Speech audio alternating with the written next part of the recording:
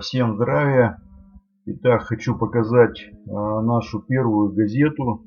Газету исполнительного комитета при городском совете народных депутатов города Ижевска, Удмуртская ССР. То есть нами было принято решение начать, значит, выпуск своей собственной газеты.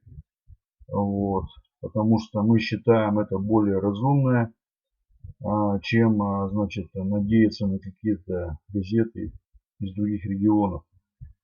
Вот. И мы, значит, сделали вот такую газету. Это наша первая газета. И поэтому я хочу показать газету. Мы приняли решение назвать «Рассвет». То есть в газете, как вы видите, присутствует символика славянская. И, значит, поскольку мы по восстановлению Советского Союза берем период за основу сталинский период, значит, здесь находится портрет Сталина, соответственно, герб Советского Союза и наш девиз «Всеобщее благо превыше личного». Газета «Рассвет», то есть здесь изображено солнце, то есть сегодня реально у нас в стране происходит рассвет, народ просыпается, вот, и это пробуждение уже не скроешь, его очень хорошо видно. И здесь же, значит, высказывание Сталина: помните, сильная Россия миру не нужна. Никто нам не поможет. Рассчитывать можно только на собственные силы. Я сделал, что мог. Надеюсь, вы сделаете больше и лучше. Будьте достойны памяти наших великих предков. Иосиф Виссарионович Сталин.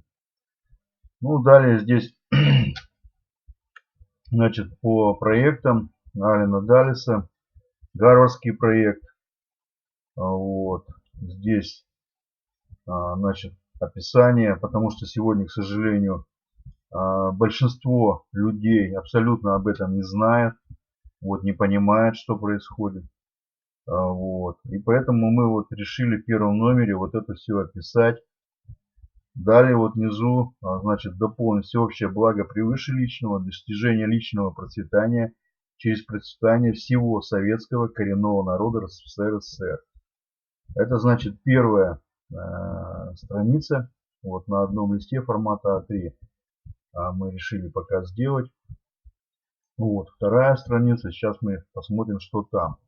Значит, на второй странице генеральный план ОС, что Гитлер хотел сделать с СССР. То есть, по сути, план этот реализован. Вот то, что хотел Гитлер сделать, все уже, по сути, практически сделано. Вот. И здесь также размещено требование коренного народа Удмуртской ССР. Это предтеча, значит, в преддверии даты победы в Великой Отечественной войне, о которой сейчас уже Российская Федерация, иностранная управляющая компания Российской Федерации уже говорит. Я хочу зачитать это требование коренного народа Удмуртской ССР. К вам, замещающим должности госслужащих иностранной управляющей компании Российской Федерации на территории Удмуртской ССР, обращается коренной народ Удмуртской ССР, потомки тех, кто в период Великой Отечественной войны 1941-1945 годов воевал за свободу и независимость советской социалистической родины и погибал в сражениях с немецко-фашистскими захватчиками.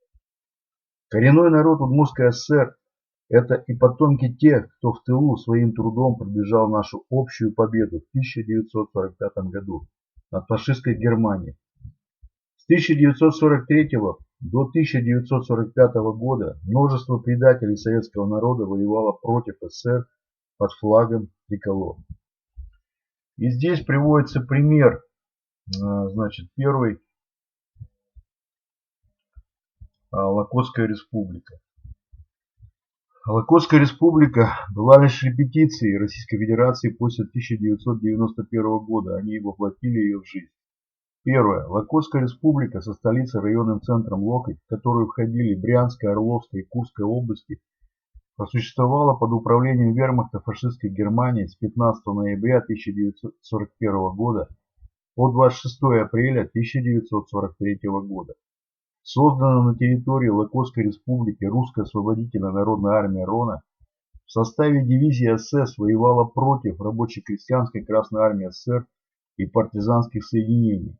Одним из таких подразделений командовал наш земляк, герой Советского Союза Александр Николаевич Сабуров, чьим именем названа одна из улиц города Ижевска. Флагом Локотской республики был триколор, под которым предатели нашего народа и нашей Родины присягали на верность верховному главнокомандующему фашистской Германии Адольфу Гитлеру. Второе. Власов А.А. Генерал-лейтенант, находясь в Винницком военном лагере для пленных высших офицеров, согласился сотрудничать с нацистами, возглавил Комитет освобождения народов России КОНУР и Русскую освободительную армию РОА. Флагом РОА на протяжении всех боевых действий против РКК, СССР и мирного населения на оккупированных фашистами территориях также был триколор. Никто не может оспорить историю появления триколора. Изучение истории показывает, что под этим флагом подразделения РОНа в Локотской республике и власовцы РОА проводили зверские карательные операции. Под флагом триколор всю войну совершались грабежи и убийства мирного советского населения, советских граждан на оккупированных вермахтом территориях СССР. Нашу память не удалось стереть на протяжении 30 лет. Ни через СМИ, ни через наркотики, ни через алкоголь. Хотя эти структуры максимально выполнили план Алена Даллеса, и большинство граждан нашей республики и страны удалось одурачить. Но даже те, которые попали под влияние этой пропагандистской машины, сегодня неотвратимо пробуждаются. Они видят тот беспредел, который происходит как в стране в целом, так и в Удмуртской республике.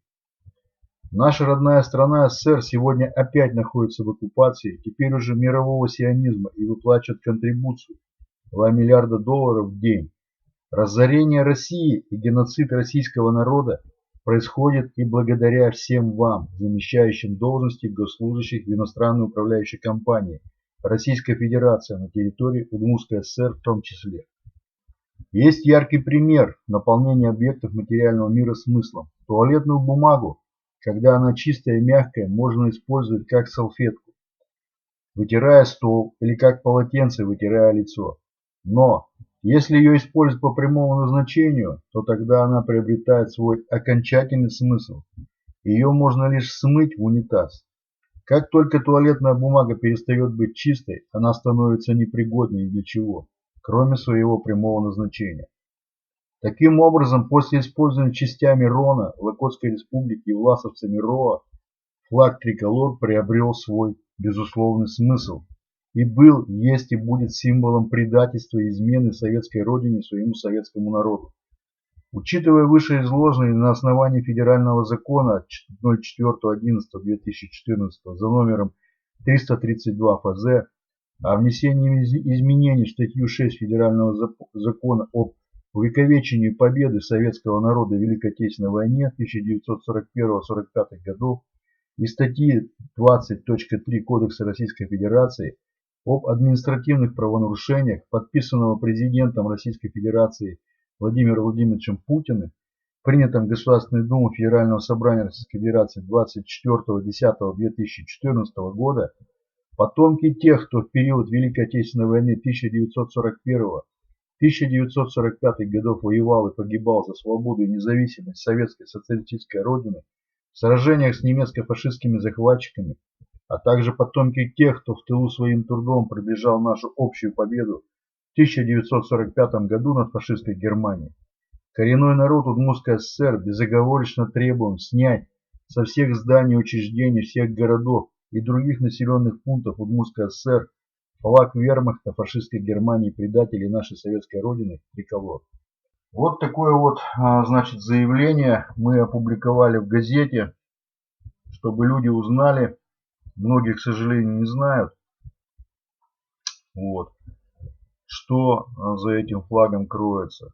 То есть, по сути, когда, изучив тему Локотской республики, вот здесь вот на схеме показано, мы все поняли, что Российская Федерация это есть продолжение Локотской республики. Вот таким образом, вот так вот выглядит наша первая газета «Рассвет». Благодарю всех за внимание.